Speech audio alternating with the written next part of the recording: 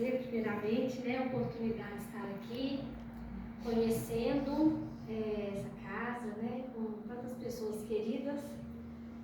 Me sinto honrado pelo convite e pela oportunidade. Então, que eu possa transmitir os ensinamentos de Kardec com a maior fidelidade possível, a fim de que o consolo que a doutrina espírita nos traz chegue aos nossos corações. O tema que foi me passado é da volta do espírito ao corpo material, ou seja, nós vamos falar do nascimento, da encarnação, desse processo, como é que se dá. E a doutrina dos espíritos nos ensina que o sentido da vida é evoluirmos. Nós nascemos e renascemos quantas vezes forem necessárias, porque a meta é a evolução, é o progresso. É a gente ser melhor a cada dia, vencer a nós mesmos, as más inclinações, os sentimentos ruins que ainda nos governam, nos dirigem no nosso dia a dia. E a misericórdia divina é tamanha que nos concede as reencarnações, as múltiplas existências, porque o Pai, o Criador, conhece cada um de nós e sabe que de uma vez só é muito difícil da gente conseguir educar todos os vícios, potencializar as virtudes. Então nos dá a chance do recomeço, todos os dias. E a nossa essência é de espírito, Nós somos seres espirituais vivendo uma experiência material, mas a nossa essência é de espírito. E aí, isso muda tudo, que foi o grande diferencial, talvez, da doutrina dos espíritos, porque vem mudar o nosso paradigma. Todo o ensinamento de Jesus, em o Evangelho segundo o Espiritismo, nas obras básicas, as complementares, ele é feito sob a ótica do espírito imortal. O que isso quer dizer? Que Jesus fala para nós enquanto espírito, e não enquanto a Marina aqui agora, a Dona Cleusa, o Pedro, o seu Francisco, porque essa é só uma trajetória, é um pedaço da nossa história. Então, quando a doutrina espírita vem matar a morte, vem nos trazer da imortalidade da alma, é com esse intuito da gente entender que é um processo, Nós somos criados simples e ignorantes, destinados à perfeição, à angelitude. Todos nós um dia seremos espíritos perfeitos. E o que é ser espírito perfeito? É aquele que já não erra mais, que já não tem mais o que aprender, que já chegou num nível de consciência que é por amor. Então imaginem só, todos nós um dia chegaremos nesse lugar. Portanto, todos seremos felizes, que é uma busca nossa, é ou não é? Todos nós almejamos muita felicidade. Não tem um dia na vida que a gente não fala, meu Deus, como eu gostaria de ser feliz. E o que é ser feliz? Então Jesus, conhecendo o coração de cada um de nós, ele sabia e sabe que essa angústia perpassa por nós. E ele passa então o roteiro para a felicidade. É onde ele profere o sermão da montanha, as bem-aventuranças. Aquela proposta é uma proposta de felicidade, porque quando Jesus fala bem-aventurados, o que ele quer dizer? Felizes serão os humildes, porque deles é o reino dos céus. Felizes serão os que sofrem, porque serão consolados. E por aí vai. Então, o olhar da doutrina é um olhar de consolo. E a gente precisa passar por essas premissas para a gente entender, então, a finalidade da vida. Porque foi a doutrina espírita que nos respondeu o que é a vida, o que é a morte, para que vivemos, para que morremos, qual o sentido da vida, por que sofremos, de onde viemos, para onde vamos. Então nós encontramos todas essas perguntas filosóficas, todas essas dúvidas, essas questões que perpassam as nossas mentes desde que mundo é mundo. E a doutrina então vai nos ensinar que como a essência é o espírito, a terra é passageira, é um grande hospital, é uma escola. Mas Mas o porquê que a gente precisa vir, nascer e renascer várias vezes aqui? Porque é aqui que a gente tem a oportunidade da evolução e do progresso. Ah, mas a gente não evolui desencarnados lá no plano espiritual? Sim, a gente evolui também. Mas na série André Luiz fica muito claro que é por meio das oportunidades reencarnatórias que nós damos os maiores saltos na nossa evolução. Por quê?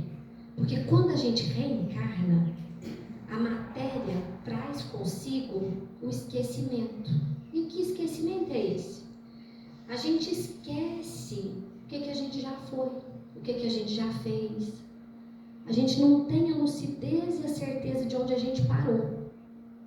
Mas nós vamos, por meio da doutrina, perceber que se a gente fizer uma autoanálise sincera de cada um de nós, o autoconhecimento, a gente vai reconhecer as nossas más inclinações. O que é isso? Quais são os sentimentos ruins que nos governam ainda, que nos dirigem? Então, muitos aqui vão falar que ainda sentem inveja, a maledicência, o ciúme, a ira, a impaciência. E nós vamos saber, então, mais ou menos de onde a gente parou. Porque não há retrocesso nas leis divinas. Então, a gente sabe que hoje é a nossa melhor versão. Nós estamos na nossa melhor versão. E cabe a nós melhorarmos ainda mais. Então, quando a gente está lá desencarnado, e aí nós estamos normalmente trabalhando, estudando, aprendendo, porque a gente já sabe que do lado de lá a gente não fica parado, né? Então, a gente segue a vida como era aqui. Então, se a gente tem afinidade com determinadas atividades, nós vamos continuar com aquelas atividades, com aquelas afinidades. E aí, do lado de lá, a gente está despido da matéria. Então, a gente tem total lucidez, total conhecimento e discernimento do que é importante. E aqui eu estou falando de um modo geral, porque, como toda regra, tem as exceções, para mais e para menos. Mas nós vamos falar de um modo geral. Então, do lado de lá, a gente entende de onde a gente parou, a gente entende a importância da evolução, a gente implora para voltar, porque a gente sabe que é aqui que a gente vai conseguir avançar ainda mais. E aí tem uma história, né, que o Chico conta, que as pessoas chegavam do lado de lá tão arrependidas e comprometidas, principalmente nós espíritas, né? A gente chegava altamente arrependido do tempo que a gente perdeu aqui. E aí chega do lado de lá, a gente fala, eu quero vir sem as duas mãos, sem as duas pernas, eu quero resolver tudo para não precisar voltar lá mais. E aí os benfeitores, que é pura misericórdia e amor, falam, não, a única coisa que nós vamos te pedir é para você levar seu filho na evangelização sábado de manhã.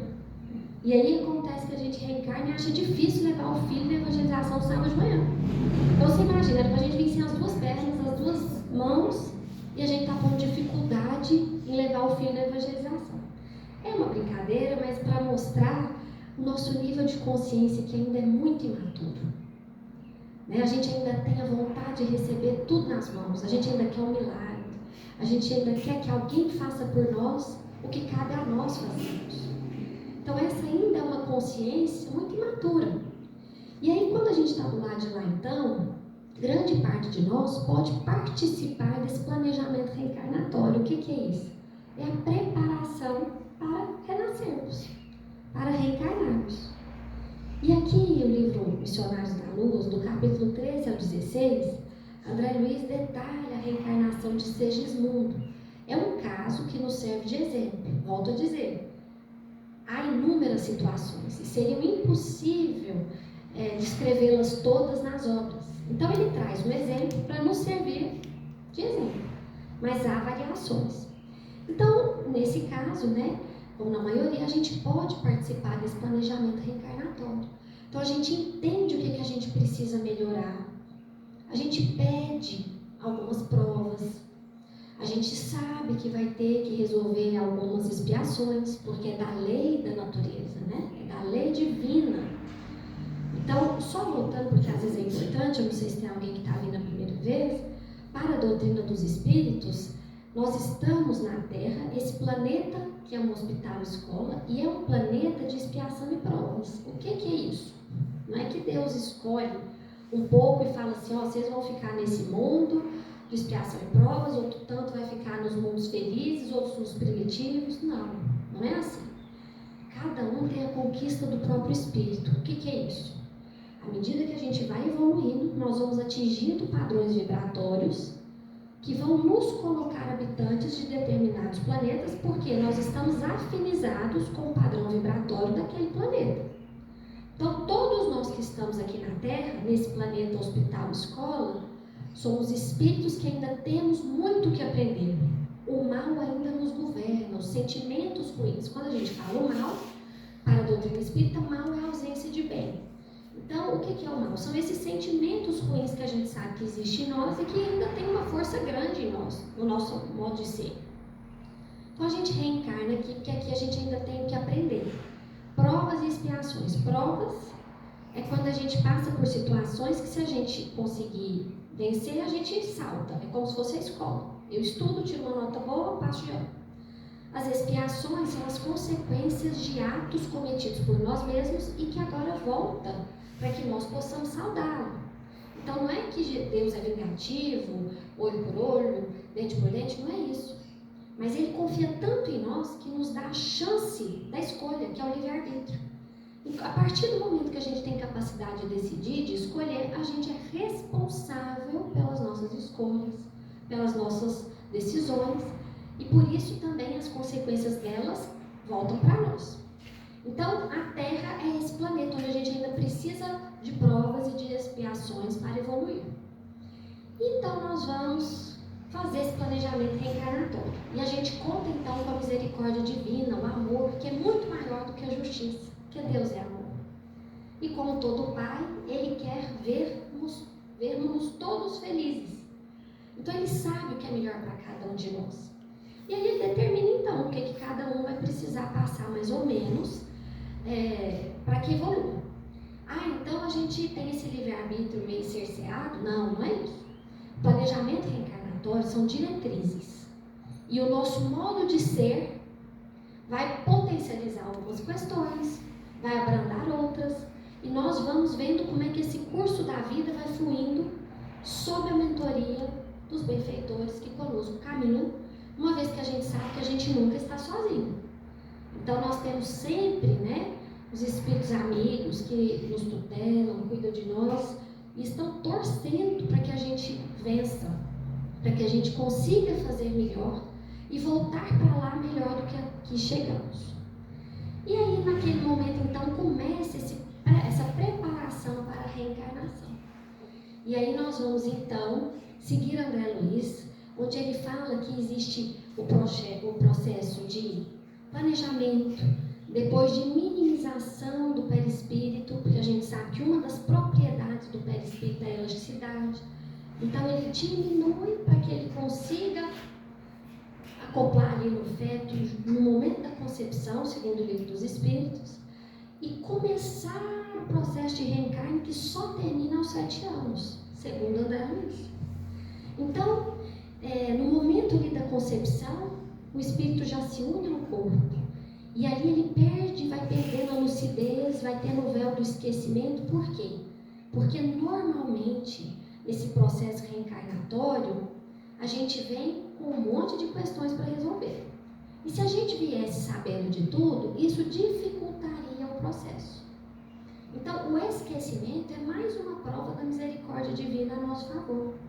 Porque imagina o quão difícil seria para nós se eu soubesse que o meu pai e a minha mãe nessa existência, em outras, me fizeram muito mal, ou que eu os fizeram muito mal. E quando a gente lê a literatura espírita, sobretudo Manuel Filomeno de Miranda, Ivone do Amaral Pereira, a gente entende que os laços reencarnatórios que nos unem ainda são de muita dor. E por meio dessa reunião, desse reencontro, a gente vai superando as desavenças pelo amor. Então, tem todo um cuidado da espiritualidade amiga, dos espíritos que governam o planeta, para que haja harmonia, para que seja tudo da melhor forma possível. E se alguma coisa sai errada, é por culpa nossa e não deles, por descuido nosso. Porque a gente ainda tem muita dificuldade de nos conectarmos com eles. Então, lá no Livro dos Espíritos, Kardec pergunta, né, se os espíritos influenciam nas nossas vidas. E os espíritos respondem: muito mais que imaginai-vos. No comum são eles que nos guiam. Então vocês imaginam, né, o quanto é sensível essa relação nossa com o mundo espiritual. E aí, como é que a gente escolhe por quem vai ser dirigido? Por meio do nosso modo de ser. Pelo que a gente pensa, sente e faz. Isso vai trazer para perto de nós os espíritos que vão nos influenciar. Então a responsabilidade é sempre nossa. E aí começa então esse processo de reencarnação do espírito, que ali vai esquecendo e vai todo durante a gravidez. Quando o espírito nasce, né, segundo o livro dos espíritos, ali no momento em que o neném chora, é ele avisando, é ele sabendo que está voltando para o mundo. E segundo consta no livro dos espíritos, é muito mais doloroso para o espírito o renascer do que o morrer. Porque o espírito entende que a vida espiritual é a essência e que ele está vindo para cá para uma grande tarefa e que nem sempre vai conseguir ser exitosa. Então a gente tem os medos, as inseguranças, as culpas que nos acompanham, sabe Deus de quanto tempo? Pelas nossas histórias, pelas nossas ações. Então, esse espírito reencarna, né? E aí é muito interessante, porque Kardec era cientista.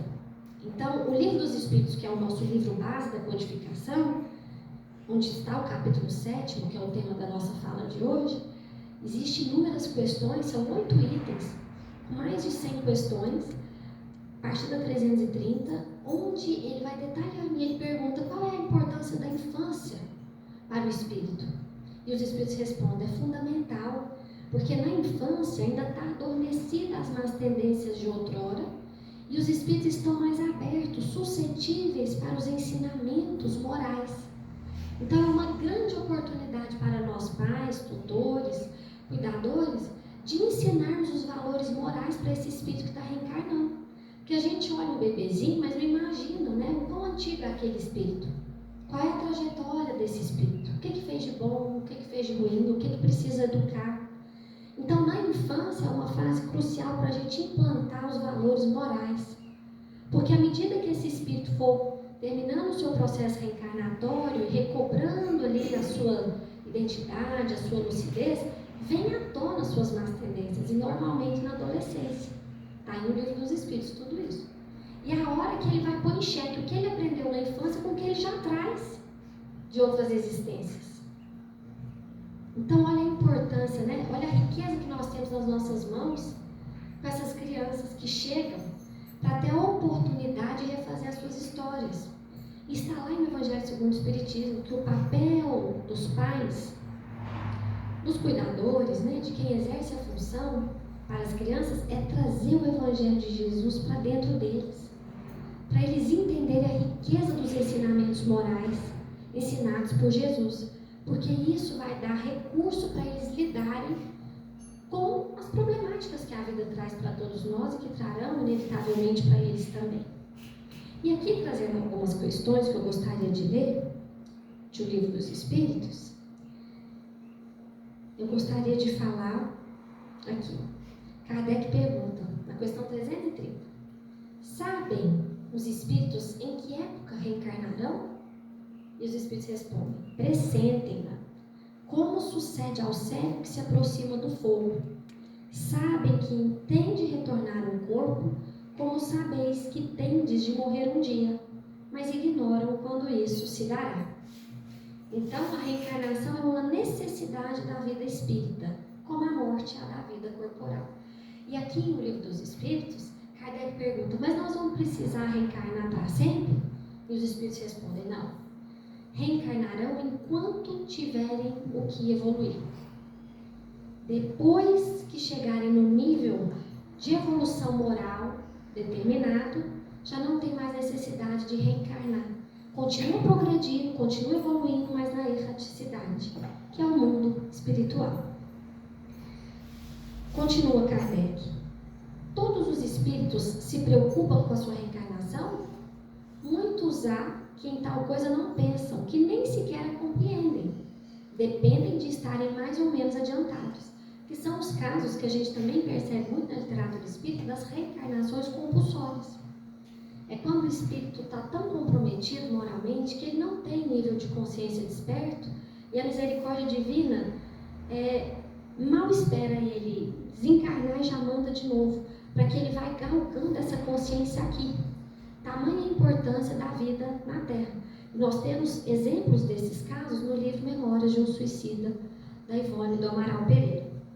Já avançando, em razão do meu tempo, pergunta-se, na questão 339, no momento de encarnar, o espírito sofre perturbação semelhante a que experimenta ao desencarnar? Muito maior e, sobretudo, mais longa. Pela morte, o espírito sai da escravidão, pelo nascimento entra para ela. São fortes as palavras, né? Mas isso mostra, muitas vezes, isso comprova por meio das nossas angústias existenciais, né? Quantos de nós, ao longo da vida, nos sentimos angustiados? Porque a gente entende que estamos aqui para evoluir e que muitas das vezes não estamos conseguindo, né? E aqui eu trago Paulo de Tarso, onde dizia que ele falava: eu sei o que é certo, mas há algo forte em mim que me impulsiona ao erro. Porque é muito difícil a gente quebrar um comportamento que muitas vezes já vem conosco há muitas existências. Então, onde está mais difícil hoje da gente se superar é onde a gente tem errado há mais tempo, né? Então, se está muito difícil para eu vencer a impaciência, provavelmente tem sido a minha causa de queda em quantas reencarnações. E aí a gente precisa ter consciência disso para que a gente se esforce para tentar superar. Porque o que os espíritos esperam de nós é esse esforço. Está lá no Evangelho segundo o Espiritismo. Eles esperam de nós um esforço real para sermos melhores. Qual a origem das qualidades morais, boas ou más, do homem? São as do espírito nele encarnado. Quanto mais puro é esse espírito, tanto mais propenso ao bem é o homem. E aí nós vamos caminhando, entendendo, né, esses processos de afinidade, de simpatia e de distonia que nos acompanham na vida, né? Tem gente que a gente vê uma vez só e sente uma afinidade imensa, e outras a gente mal conhece e já sente uma antipatia. Isso tudo está nesse capítulo para nos provar a existência da vida espiritual. Porque a família espiritual é muito maior do que a consanguínea. E aqui, quando eu falo família, eu não estou falando só dos que convivem no mesmo núcleo familiar, matéria, não.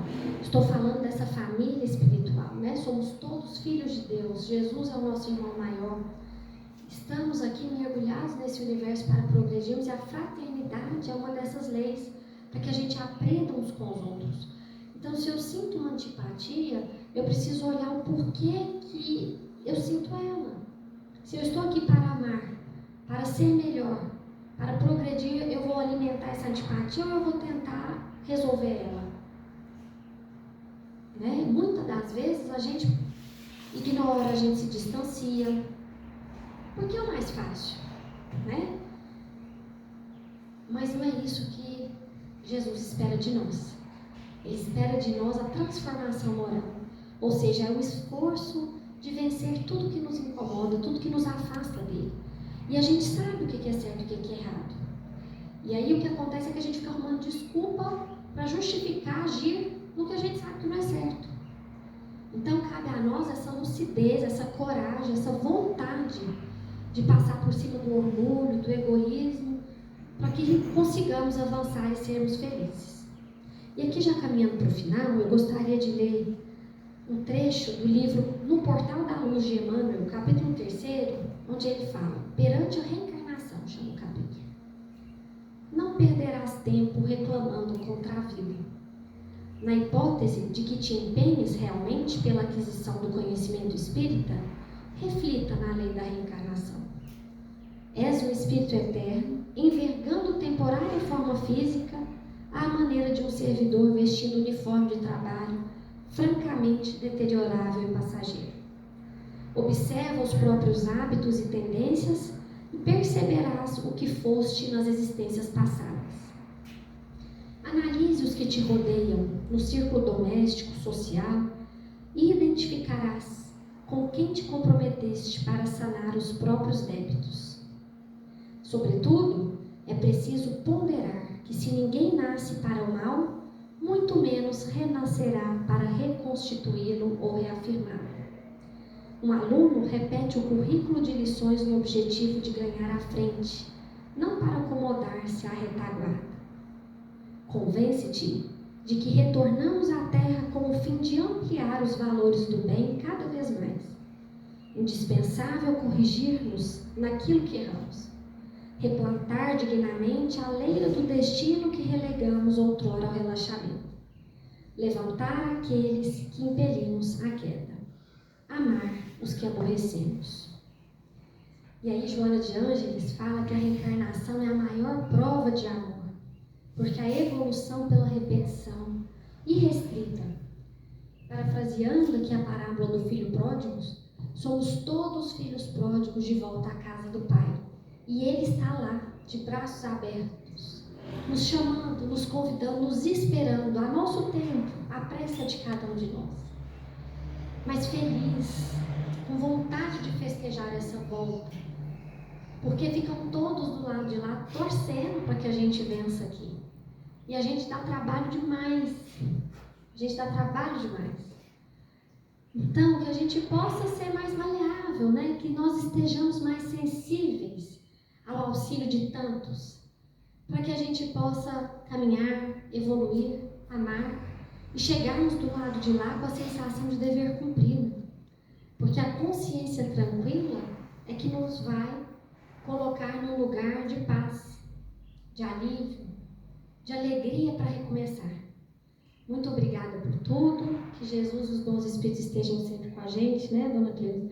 Nos conduzindo, nos amparando e nos sustentando. Muita paz.